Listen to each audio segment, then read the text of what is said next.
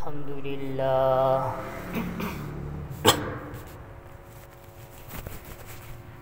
अल्हम्दुलिल्लाहि नहमदुहु व नस्तईनुहु व नस्तगफिरुहु व नु'मिनु बिही व नतवक्कलु अलैहि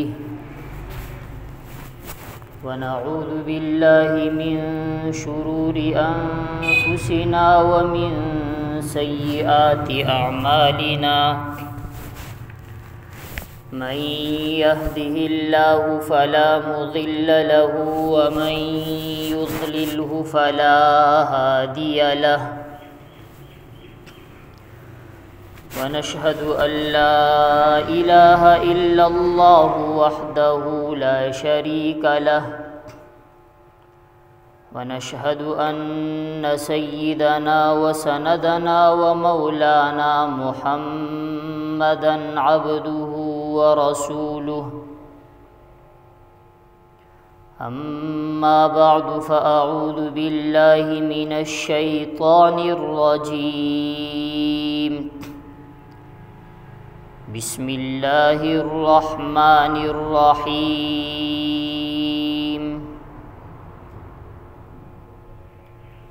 अलिफ लाम मीम अहसिबन नासु अन युत्रकू अन यक़ूलू आमन्ना वहुम ला युफ्तनून वलक़द फ़तन्ना अल्लज़ीन मिन क़ब्लिहिम फ़लयअलमन्ना अल्लाहु अल्लज़ीन सदक़ू व लयअलमन्ना अल-काज़िबीन वक़ाल अन्नबिय्यु सल्लल्लाहु अलैहि वसल्लम अद्दुन्या सिजनुल मुअ्मिनि व जन्नतुल काफिर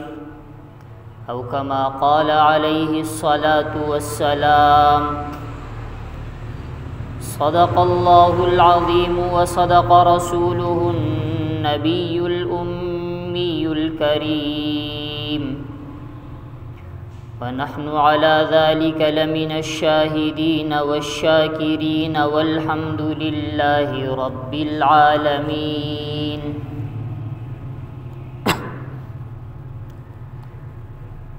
इंतहाई मुअज़्ज़ज़ व मुकर्रम मशरान व बुज़ुर्गान द अल्लाह तबारक व तआला बे इंतहा और बेहदा एहसानात दी पमंग बांदी पागी की टोलुना अज़ीम शान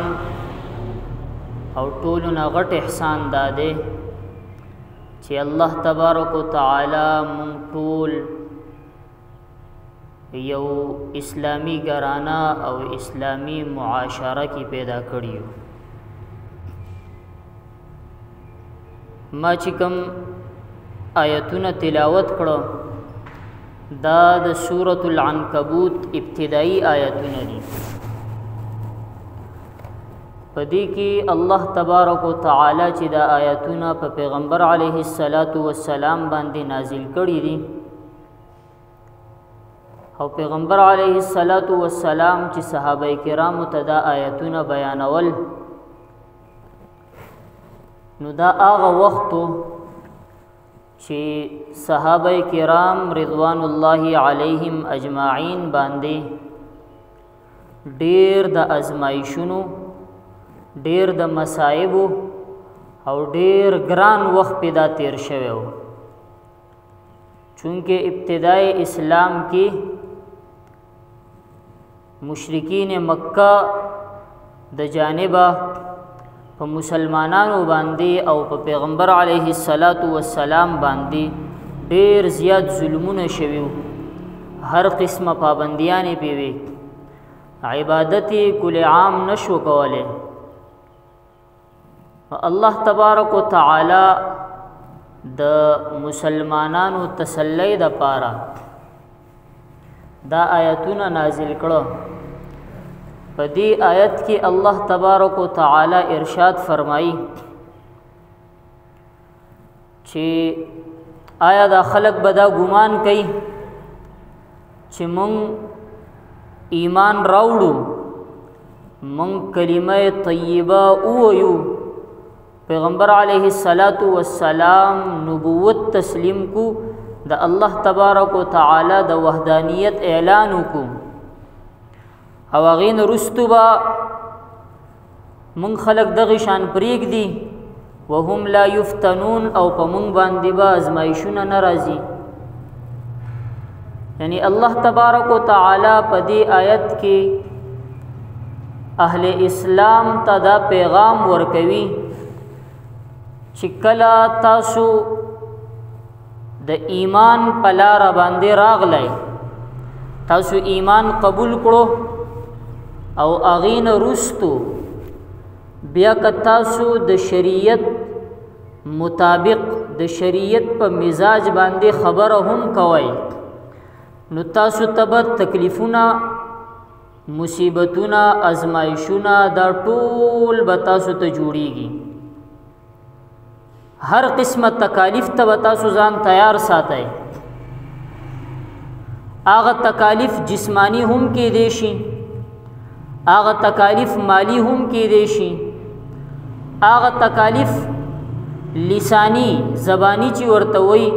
خلکو خبرې به پکې هم اورئ، په هغې کې وول ټکول هم کېدی شي، په هغې کې تاسو باندې فقر و فاقه، لوږه او تنده هم راتلی شي. او بیا خو چونکې نن سبا دور داسې دی چې د الله تبارک وتعالی ډېر فضل و کرم دی چې هغه ډېر مصایبو نه، ډېر ازمایښونو نه موږ بچ یو. مخکې آیت کې الله تبارک وتعالی ارشاد فرمایي وَلَقَدْ فَتَنَّ الَّذِينَ مِنْ قَبْلِهِمْ فَلَيَعْلَمَنَّ اللَّهُ الَّذِينَ صَدَقُوا وَلَيَعْلَمَنَّ الْكَاذِبِينَ. چې اے مسلمانانو تاسو به دا سوچ نه کوئ چې دا ازمایښونه صرف په موږ باندې دي، تاسو به دا سوچ نه کوئ چې دا تکالیف، دا مصیبتونه دا صرف په موږ باندې دي. دا مشرکین مکه چې په صحابه کرامو باندې کوم ظلمونه کړي دي دا صرف دغه حد پورې محدود نه دي، بلکې دینه مخکې چې کوم انبیاء کرام علیهم الصلوات والتسلیم دی دنیا ته راغلیو، تقریباً 1.25 لاکھ انبیاء کرام، کم و بیش 1,24,000 انبیاء کرام، هر یو نبی او هر یو رسول باندې داغه د قوم، داغه د قبیلی، داغه د خار، داغه د کلی، داغه د خاندان د خلکو د طرفنا هغه ته ازمایښونه او مصیبتونه، تکلیفونه رسیدلی دي په هر یو پیغمبر باندې. او بیا چې د هر یو نبی چې کم امتو، کم امتیانو چې په خپل خپل انبیاء باندې ایمان راوړی دی، په هغه امتیانو کې په هر یو امتی باندې سنسا تکالیف هغه ته رسیدلی دي. داسې نه ده چې دا صرف د پیغمبر علیه السلام امت پورې محدوده نه ده، دا دینه مخکې چې څومره انبیاء کرام علیهم الصلوات والتسلیم دی دنیا ته راغلي دي تکالیف تیر شوي دي. دا په دې آیت کې الله تبارک وتعالی په خپل ارشاد فرمایي. بیا په دغه آیت کې د دې تکالیفو، د دې مصیبتونو، د دې ازمایښونو دا نزول او دا خلکو طرفنا اهل اسلام ته را رسیدلو وجوهات سدي، پاغي کې انتهایی بنیادی وجہ په دې آیت کې الله تبارک وتعالی ارشاد فرمایي فَلَيَعْلَمَنَّ اللَّهُ الَّذِينَ صَدَقُوا وَلَيَعْلَمَنَّ الْكَاذِبِينَ. چې الله تبارک وتعالی با د دې ازمایښونو د وجې کم چې رښتینی خلق دي او کم چې دروغجن خلق دي د دو په درمیان کې به امتیاز پیدا کی، فرق به پکې پیدا شي. دنیا والو ته به هم پته ولګي چې دې کې کامل او پاخه مؤمنان مسلمانان څوک دي، کچه مسلمانان او صرف په ژبه باندې ځان ته مسلمان ویلو والا منافقین پکې څوک دي. دا دغه د ازمایښونو د وجې پته لګي، دغه د مصایبو د وجې پته لګي، دغه تکالیف چې را رسي د اسلام او ایمان د وجې هغې د وجې پته لګي. لکه د پیغمبر علیه الصلاۃ والسلام په دور کې چې کله مدینه منوره طرف ته هجرت وکړو، هغې نه وروسته چونکې په مکه کې مشرکین مکه او پیغمبر علیه الصلاۃ والسلام باندې ایمان راوړلو والا مسلمانانو دغه دوه ډلې وي. خو چې کله مدینی طرف ته هجرت وشو نو هغې نه وروستو هغلته چونکې یهود هم آبادو او کم مسلمانانو چې هجرت کړی و هغه هم لاړل. هلته مدینه منوره کې چې کومو مسلمانانو اسلام قبول کړی و هغه پکې هم شامل شله. نو په دې کې یو ډله پکې بله راغله، هغې ته قرآن مجید، احادیث او تاریخ په ژبه کې منافقین ویلې کېږي. نو هغه به دا دعوه کوله لکه په الف لام میم سپاری کې په دویمه رکوع کې ومن الناس من يقول آمنا بالله وباليوم الآخر وما هم بمؤمنين. الله تبارک وتعالی ارشاد فرمایي چې په دې خلقو کې یو ډله داسې ده چې کوم دا دعوه کوي چې آمنا بالله وباليوم الآخر، چې موږ په الله په ذات باندې د الله په توحید او وحدانیت باندې هم ایمان راوړی دی، د آخرت پر ورځ د قیامت پر ورځ باندې هم موږ ایمان راوړی دی. خو په دې کې دا صرف لسانی وي، په ژبه باندې وي. وما هم بمؤمنین، دا ایمان چې دی ایمان قلبی نه دی، زړونه د دو چې دی هغه د کفارو سره دي. دو چې د کفارو مجلس ته لاړ شي هلته کفارو ته وایي چې انا معکم، مونږ خو تاسو سره یو، انما نحن مستهزئون، مسلمانانو سره خو مونږ استهزا کوو. هغو ته چې مونږ وایو مونږ تاسو سره یو هلته خو زمونږ ګاونډ دی، مونږ کینو پاسو هغو سره، هلته خو به دروغ ویل راځي. یخادعون الله والذین آمنوا، دا هغه ډله ده چې دو الله له دوکه ورکوي او ایمان والو له دوکه ورکوي. دا الله دوکه کوي او ایمان والو له دوکه ورکوي. په دغه آیت کې مخکې الله تبارک وتعالی ارشاد فرمایي چې تاسو څومره هم خپل د زعم، خپل د ګمان مطابق، خپل د خیال مطابق الله له دوکه ورکوي که ایمان والو له دوکه ورکوي، خو وما يخدعون الا انفسهم. دا دوکه چې تاسو ورکوي دی کې تاسو خپل نقصان دی. تاسو به خدای له اهل ایمان له څه نقصان ورکوي، هغو ته به څه نقصان ورسي په دې کې.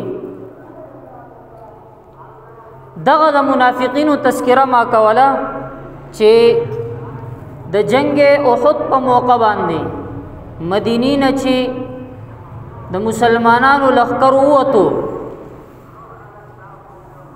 مشرکینو طرف ته جنگ د پاره، جهاد د پاره، نو مدینه منوره نه چې دا لښکر وتو کتابونه لیکي چې د دو تعداد وو 1000 تقریبا. خو چې کله دا د احد غر ته نږدې شله او هلته پکې 300 منافقینو هغه غر ته وکتله، دو هغې ځای نه واپس شله. ولې واپس شله؟ وایي مخکې دا غر دی، په دې ختله ګران دي، دلته به مشرکینو سره جنگ څوک کوي، دا هم ګران دی، زمونږ بشاته بچی یتیمانان شي هغه هم ګران کار دی. نو دا 300 په دې مشکل وخت کې ګران وخت کې د تکلیف او د مصیبت وخت چې راغی د ازمایش وخت چې راغی دا منافقینو ډله تی جدا شله او کم چې پاخه مسلمانانو هغه پاتې شله. ځکه الله تبارک وتعالی ارشاد فرمایي چې ایمان راوړلو نه وروسته به په تاسو باندې تکالیف راځي، مصائب به راځي، ازمایشونه به راځي. بیا به پته لګي چې د چا ایمان کامل دی، څوک پوخ مومن دی. بیا به پته لګي چې څوک منافق دی او دروغجن دی.